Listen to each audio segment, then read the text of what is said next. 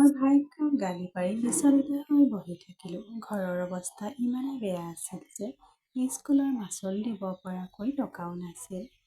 দাদাৰ ওচৰত টকাও বিচাৰিব নোৱাৰিলোঁ। মই জানিছিলোঁ তেওঁৰো একো নাই। চিন্তাত হেৰাই গৈছিল। ঠিক তেনেতে মন্দিৰৰ লাউড স্পীকাৰ পৰা মাত এটা বাজি উঠিল। মনটো উৰুৱাই দিলে। ঘোষণা কৰা হৈছিল, জীয়েকৰ সৈতে এৰাতি কটাবলৈ ইচ্ছুক যিকোনো যুৱকক চৌধুৰী দেৱ সিঙে 50,000 টকাৰে পুৰস্কৃত কৰিব। প্ৰথমতে ভাবিছিলোঁ মোৰ কাণ দুখন বাজিছে। ভাবিলোঁ হয়তো ভুল শুনিছোঁ। মন্দিৰৰ দৰে পবিত্ৰ স্থানৰ পৰা কোনোবাই এনে ঘোষণা কেনেকৈ কৰিব পাৰে? কাণ দুখন হাতেৰে মোহাৰি আকৌ এবাৰ মন দি শুনিবলৈ চেষ্টা কৰিলোঁ। এই ঘোষণা 3বাৰকৈ পুনৰাবৃত্তি কৰা হ'ল। জীয়েকৰ লগত এৰাতি কটাবলৈ ইচ্ছুক যিকোনো যুৱকক চৌধুৰীদেৱে সিঙৰ 50,000 টকা দিব। এই কথাই মোক স্তম্ভিত কৰি তুলিলে।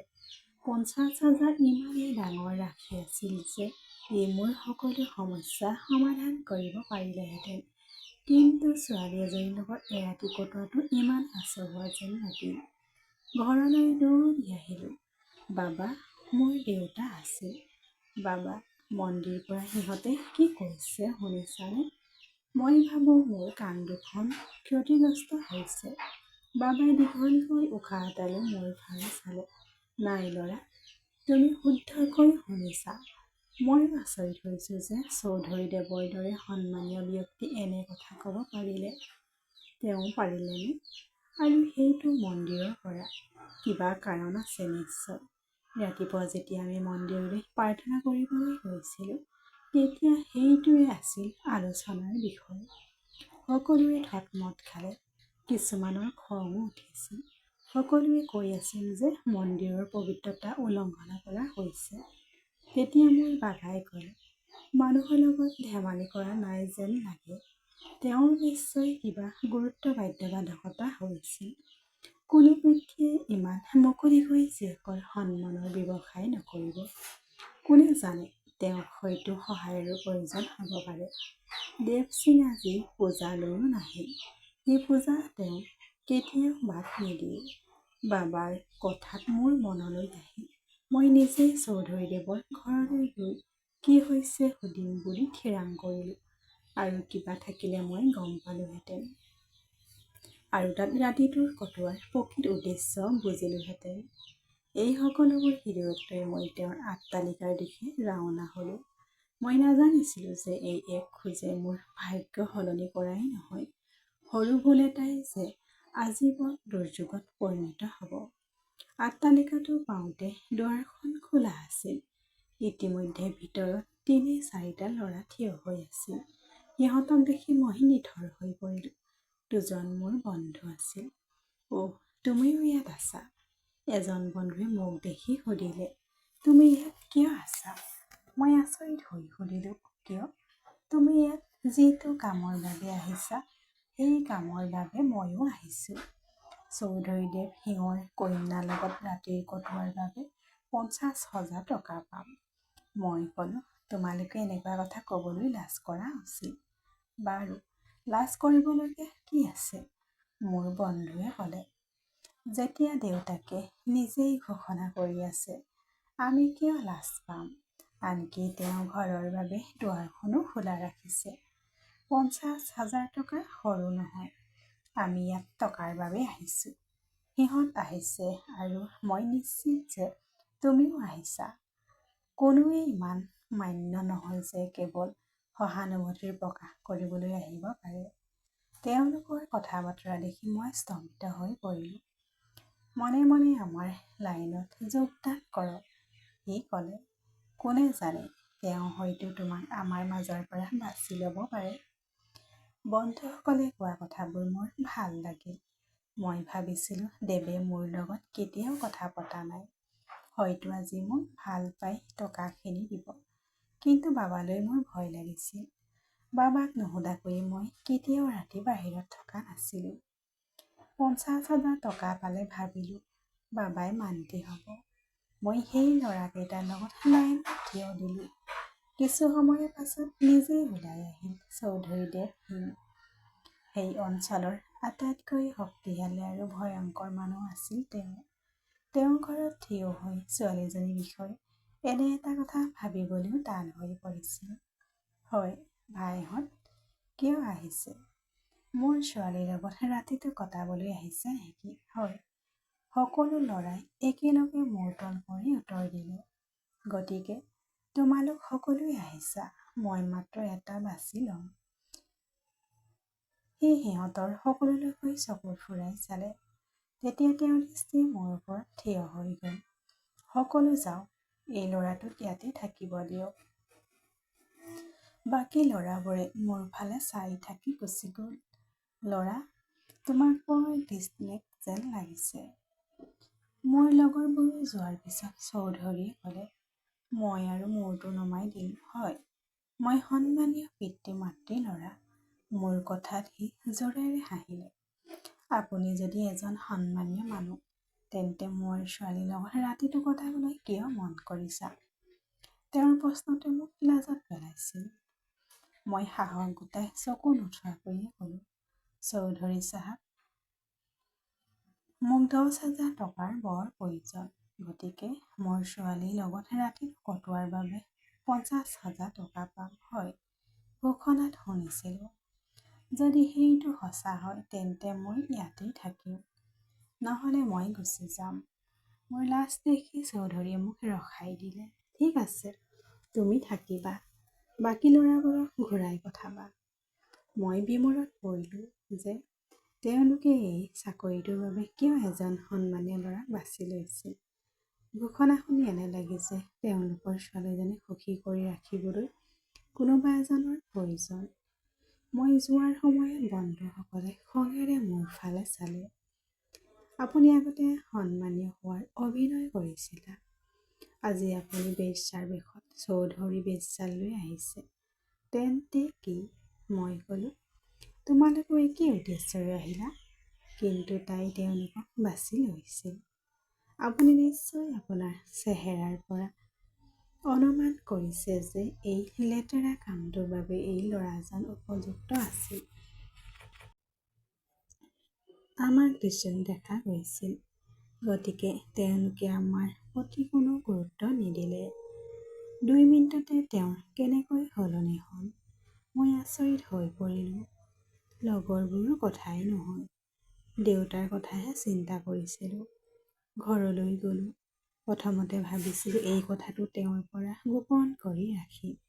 কিন্তু তাৰ পিছত মই সাহস গোটাই তেওঁক সঁচা কথা ক'লোঁ। বাবা, চৌধুৰীদেৱে মোক 50,000 টকাৰ বিনিময়ত জীয়েকৰ লগত ৰাতিটো কটাবলৈ বাছি লৈছিল। এতিয়া কওকচোন মই কি কৰিব লাগে? বাবা কিছু সময় নিমাত হৈ থাকিল। তাৰ পিছত খুব আচৰিত হৈ তেওঁ ক'লে, বোপা, ইমান বিশেষ উদ্দেশ্যৰ বাবে তোমাক চৌধুৰীয়ে বাছি লোৱাটো বৰ ডাঙৰ কথা। কেৱল বাছি লোৱাই নহয়, তেওঁ তোমাক বিশ্বাসো কৰিছে। তাৰ আস্থাক প্ৰতাৰণা নকৰিবা। তাৰ আস্থা তোমাৰ বাবে এক সম্পদৰ দৰে। এতিয়া যেতিয়াই সি মাতিব তুমি যাব পাৰিবা। মোৰ খং নাই। বাবাৰ কথা শুনি মোৰ সাহস আহিল। যি কাম কৰিবলৈ ভয় কৰিছিলোঁ, এতিয়া মই হতাশ হৈ পৰিলোঁ। চৌধুৰীয়ে মোক দেওবাৰে আহিবলৈ কৈছিল। ৰাতি কটোৱাৰ আগতেই গোটেই দিনটো ইয়াতেই থাকিব লাগিব। তেওঁ ক'লে, মোৰ মনত এটাই চিন্তা আছিল, মোক টকা নিদিলে কি হ'ব? মই দেওবাৰে পুৱা চৌধুৰীক সুধিলোঁ, সঁচাকৈয়ে মোক টকাখিনি দিব নেকি? তেওঁৰ খং উঠিল। তেওঁ পকেটৰ পৰা নোটৰ গোট এটা লৈ মোৰ হাতত থৈ দিলে। ইয়াত এতিয়াই 25,000 টকা। মই গৈ বাবাক দিলোঁ। তেওঁও সুখী হ'ল। মাত্ৰ চৌধুৰী চাহাবৰ আস্থাক বিশ্বাসঘাতকতা নকৰিবা বুলি তেওঁ ক'লে। কোঠাটোৰ সাজু কৰি থৈছিলোঁ। ভিতৰলৈ যোৱা। চৌধুৰী চাহাবে কথা পাতিব বিচাৰে নেকি? ল'ৰাজনে ক'লে। কোঠাটো সম্পূৰ্ণ আন্ধা হৈ পৰিছিল। পৰ্দাবোৰ টানি লোৱা হ'ল। সন্মুখত অকলে বহি আছিল চৌধুৰীদেৱ সিং। যাওক ল'ৰা, তেওঁ ক'লে। আপুনি মোৰ কথাবোৰ নিশ্চয় বৰ আচৰিত বুলি পাইছেনে? মন্দিৰৰ বিষয়ে কথা ঘোষণাটো শুদ্ধ আছিল। মই কেতিয়াও ভবা নাছিলোঁ যে মই মানুহক মোৰ ছোৱালীজনীৰ কথা ক'বলৈ সুযোগ দিম। ল'ৰা, মই বৰ অসহায়। তাৰ মাতটো শ্বাসৰোধ হৈ গ'ল। মই মোৰ ছোৱালীজনী এটা ফালে দেখিছোঁ, যিটো মই আগতে কেতিয়াও দেখা নাই। মই তোমাক দিয়া টকাখিনি তোমাৰ স্বাধীনতাৰ বাবে। নহ'লে কোনো দেউতাকে নিজৰ ছোৱালীৰ কাৰণে টকা নিদিলেহেঁতেন। সি তাইৰ প্ৰাণ কাঢ়ি ল'লেহেঁতেন। মোৰ সংযুক্ত হাতখনলৈ চাওক। মই মোৰ ছোৱালীজনীৰ লগত তোমাক বিশ্বাস কৰি আছোঁ। মই সেইজন মানুহ যিয়ে তাইৰ প্ৰতি নিক্ষেপ কৰা যিকোনো কুচকু মাৰিব পাৰে।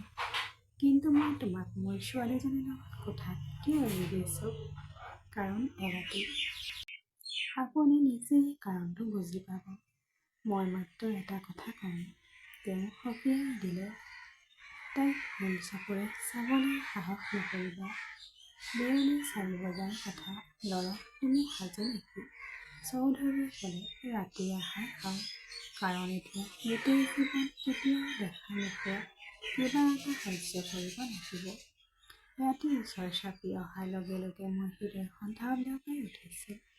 7 বজাত দেৱসিঙে মোক এটা কোঠাত সোমাবলৈ ইংগিত দিলে। অপৰাধীৰ দৰে মূৰ তল কৰি সোমাই গ'লো। মোৰ সন্মুখৰ দৃশ্য দেখি আচৰিত হৈ চকু দুটা ডাঙৰ হৈ গ'ল।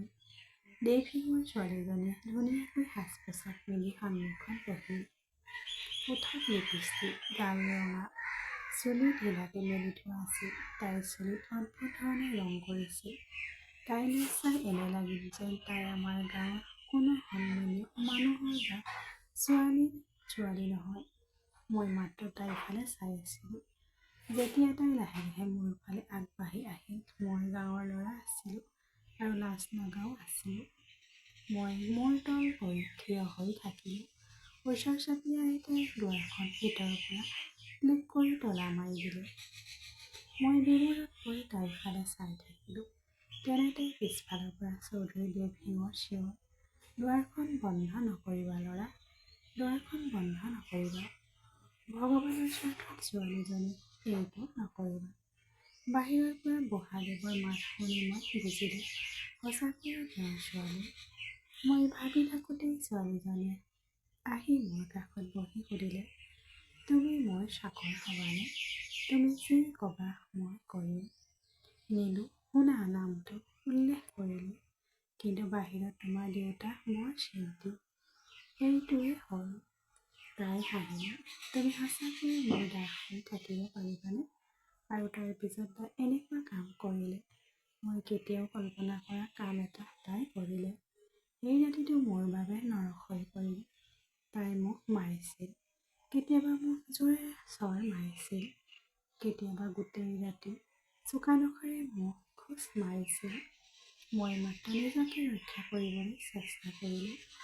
সেই ঘোষণা শুনা নিশাই গালি পাৰিলোঁ।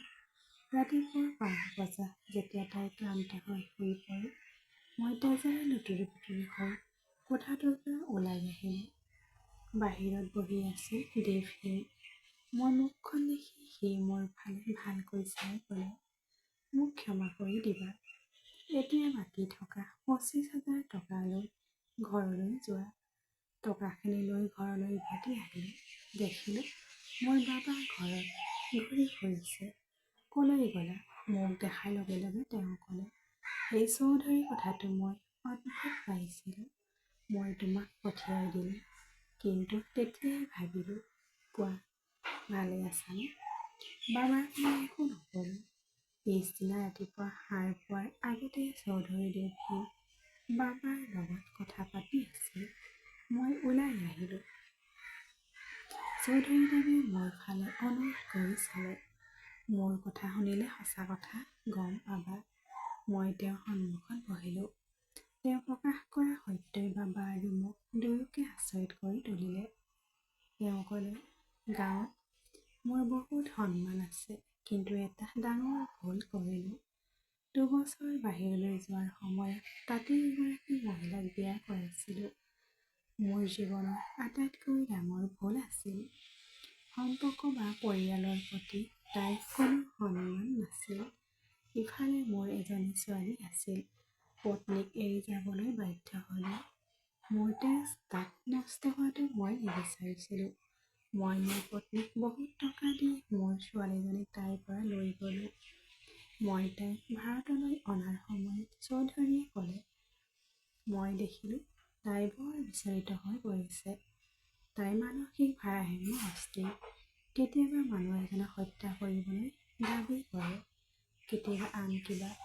সেই নিশা তাই তোমাৰ ওচৰত যি নিষ্ঠুৰতা কৰিছিল, তোমাক চৰ মাৰিলে, নখ খোজ মাৰিলে, এই সকলোবোৰ শিশুসুলভ নাছিল। তাই অসুৰ। মই সিদ্ধান্ত লৈছিলোঁ তাইক চিকিৎসা কৰা। ডাক্তৰৰ দ্বাৰা চৌধুৰীৰ চকুৰে চকুলো বৈ আহিল। কিন্তু মনলৈ অহা এটাই চিন্তাই মোক নষ্ট। ছোৱালীজনীক কোনে বিয়া কৰাব? মোৰ হাতখন ধৰিলে। পুত্ৰ মান্তি হ'ব। মোৰ এই পাগল ছোৱালীজনীক বিয়া কৰাবলৈ মান্তি হওঁ। মই প্ৰতিশ্ৰুতি দিছোঁ কেৱল তেওঁৰ চিকিৎসা কৰাই নহয়, আপোনাৰো যত্ন ল'ম। দেৱসিঙৰ কথা শুনি মই স্তম্ভিত হৈ পৰিলোঁ। বাবাই মোৰ ফালে এনেদৰে চালে যে মই তেওঁৰ কথা সুনিশ্চিত কৰিবলৈ হয় বুলি ক'ব লাগিব। মই নীলুক বিয়া কৰাইছিলোঁ। চৌধুৰী চাহাবে বিষয়টো সমগ্ৰ গাঁওখনৰ দৃষ্টিগোচৰ কৰে। ভুল স্বীকাৰ কৰিলে। ছোৱালীজনীক সংস্কাৰ কৰিবলৈ বিয়া কৰাব বিচাৰিছিল। চৌধুৰী দেৱৰ সিঙৰ জীয়েকক বিয়া কৰাইছিলোঁ। মোৰ উদ্দেশ্য আছিল বিশুদ্ধ। সেইবাবে হয়তো ভগৱানে মোৰ কথা শুনিলে।